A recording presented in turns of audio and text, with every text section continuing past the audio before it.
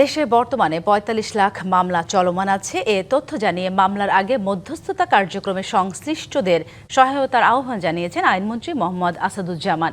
মঙ্গলবার সচিবালয়ে পঞ্চগড়, টাঙ্গাইল ও কক্সবাজার সহ দেশের ১০ জেলায় মামলার আগে বাধ্যতামূলক মধ্যস্থতা কার্যক্রমের উদ্বোধন অনুষ্ঠানে আইনমন্ত্রী বলেন, জনগণকে আইনি সহায়তা দেওয়ার ক্ষেত্রে জিরো টলারেন্স নীতিতে সরকার। তিনি জানান, নারী ও শিশু নির্যাতন মামলায় রাজনৈতিক বিবেচনায় প্রত্যাহার করা হবে না। মন্ত্রীর আশা, বাধ্যতামূলক মধ্যস্থতা কার্যক্রমে মামলা জট কমে আসবে।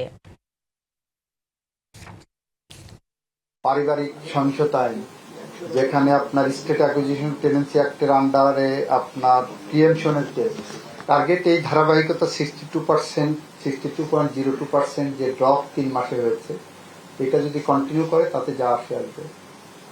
দেশ জুড়ে যে কোনো কেনাকাটায় 10,000 টাকার বেশি অফার, তাই পেমেন্ট মানেই বিকাশ।